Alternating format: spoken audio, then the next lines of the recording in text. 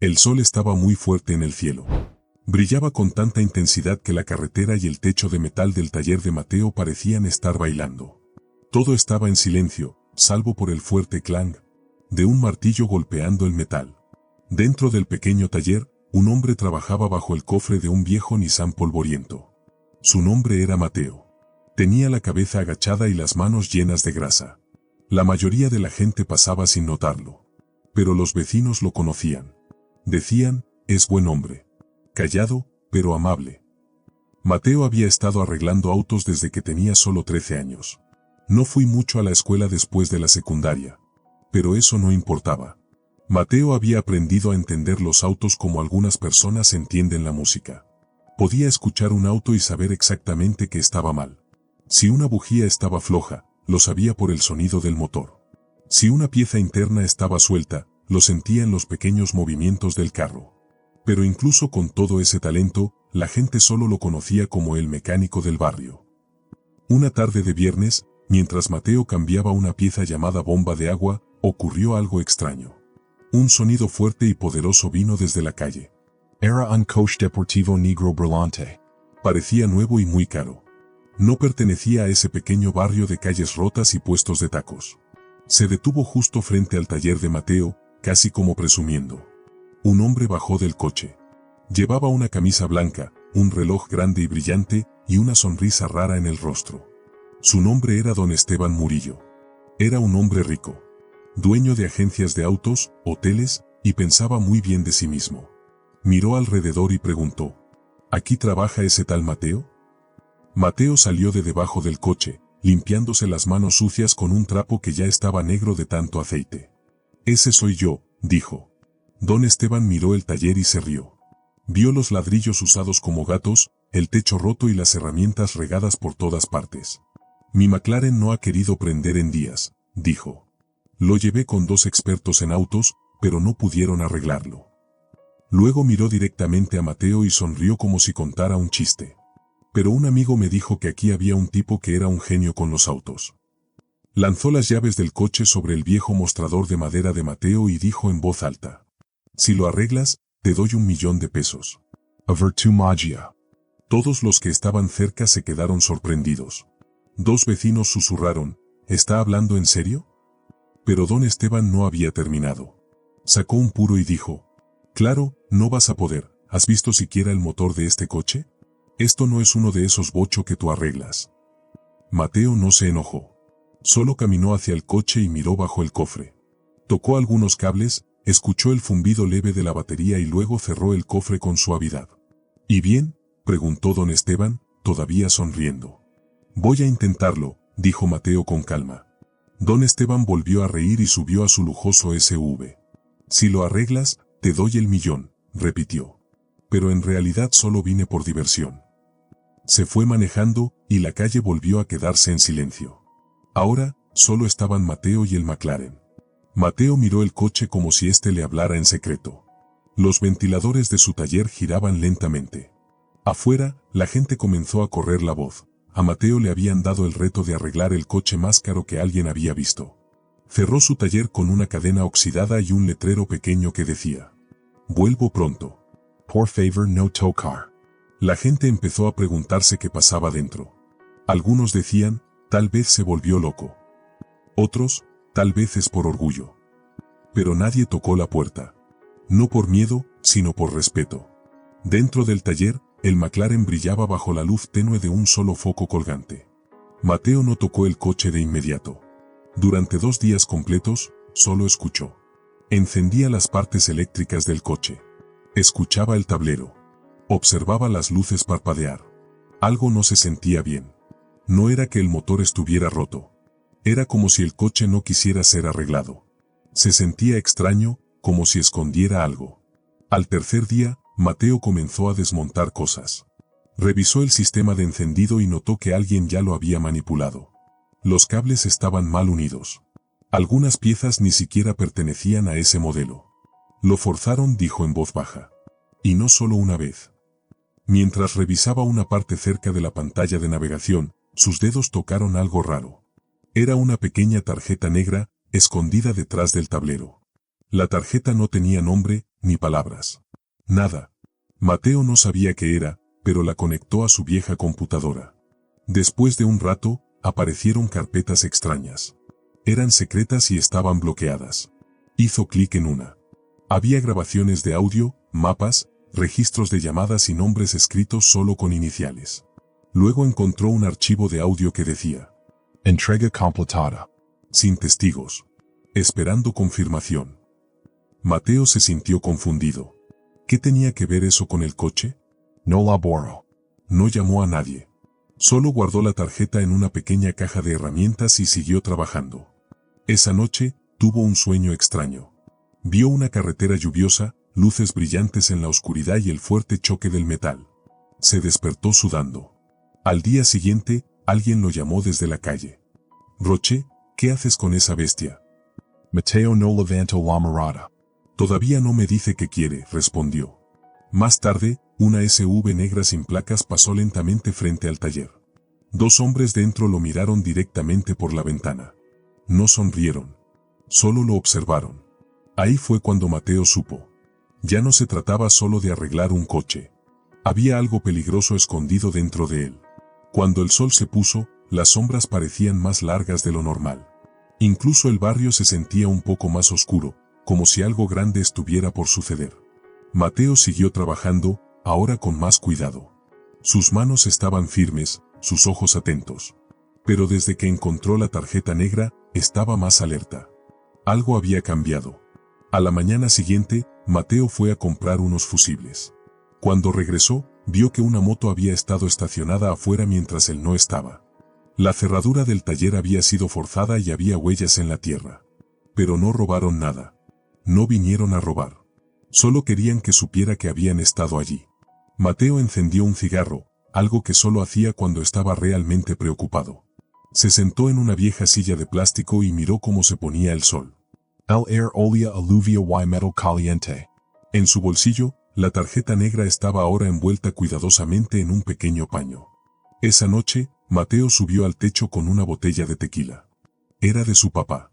Miró las luces lejanas de la ciudad y susurró para sí mismo: ¿por qué me metí en esto?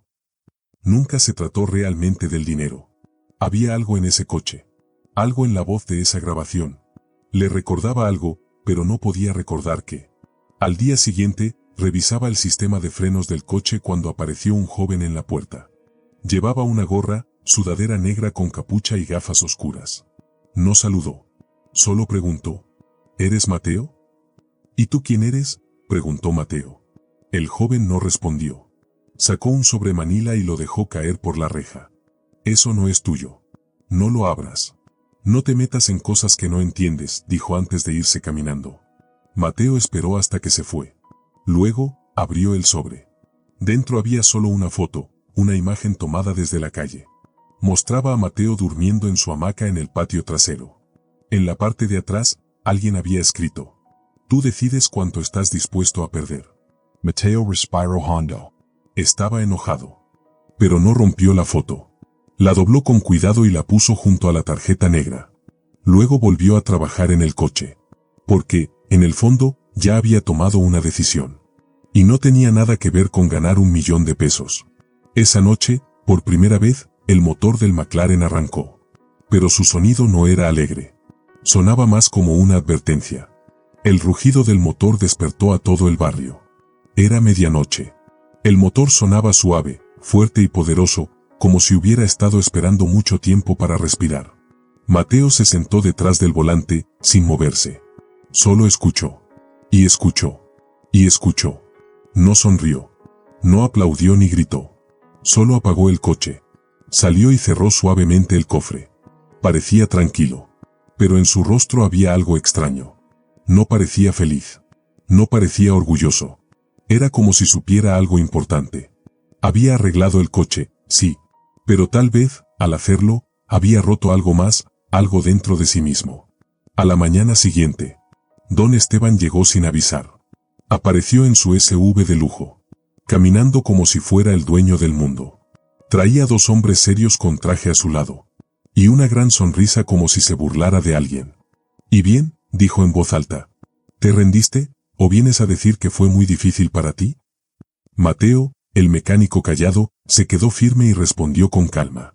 Está listo. El motor ya prende perfectamente. Esteban pareció sorprendido por un segundo. Luego se rió como si fuera una broma. ¿Hablas en serio?, dijo. ¿Este tallercito arregló lo que algunos talleres de Europa no pudieron? Mateo solo dijo. Pruébelo usted mismo, si quiere. Esteban caminó lentamente hacia el coche. Se subió, giró la llave. Vroom. El motor arrancó de inmediato. Sonaba fuerte. Sonaba perfecto. La sonrisa de Esteban desapareció. Ahora se veía confundido, no feliz ni orgulloso. La gente del barrio empezó a acercarse. Oyeron el ruido del coche y vieron al hombre rico con sus guardaespaldas. Alguien preguntó, ¿y qué, si lo arregló? Esteban bajó del coche. Miró al joven y sonrió de manera burlona.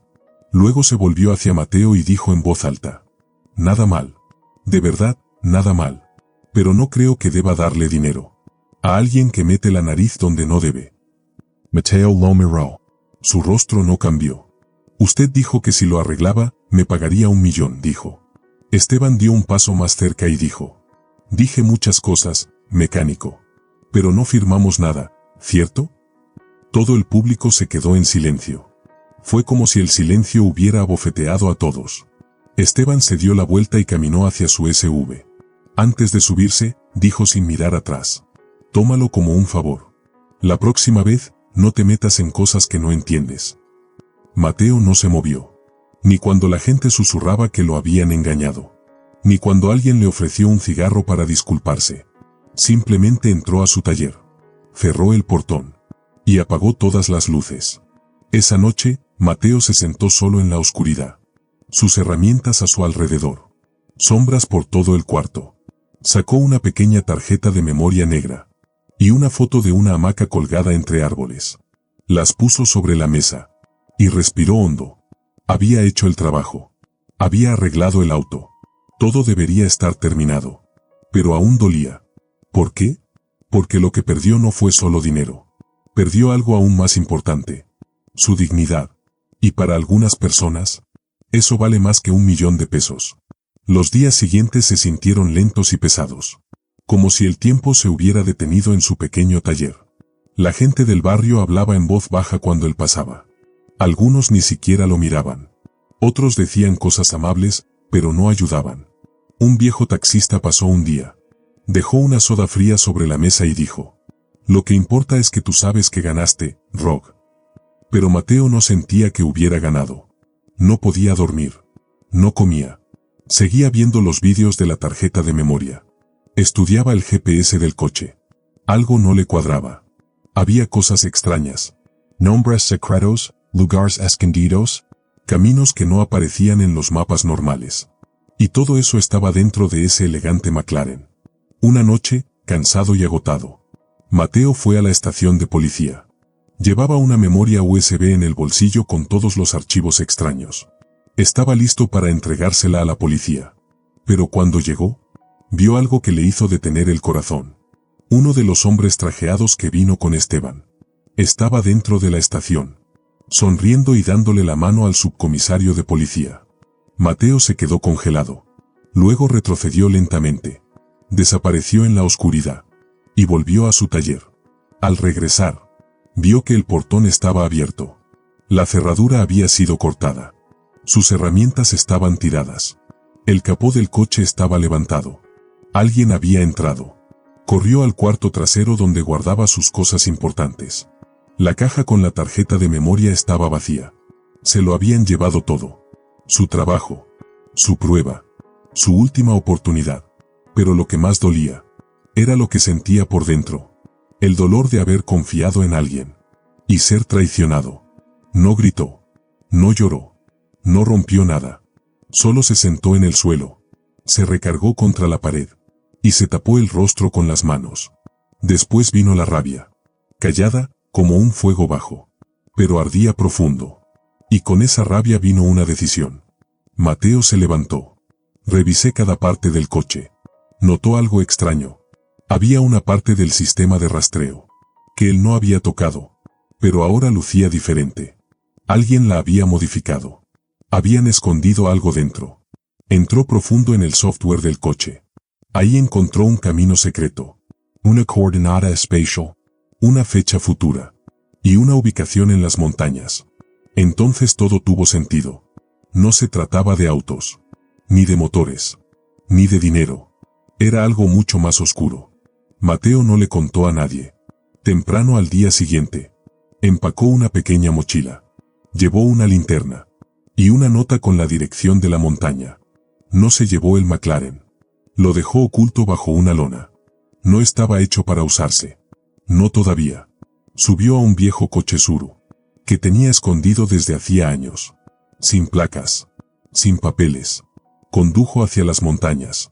El camino era retorcido y silencioso. El cielo se volvía azul claro. Cuando llegó a un campo viejo, había una bodega cubierta con tela negra. Se quedó lejos, observando con binoculares. Vio autos, hombres con radios, señales extrañas y luces bajas. Algo malo iba a pasar ahí.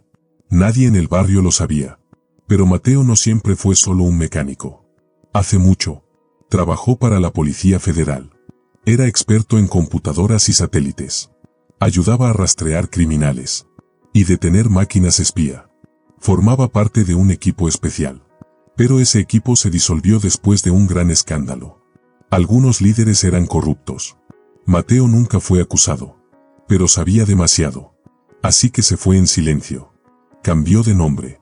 Abrió un pequeño taller e intentó llevar una vida tranquila.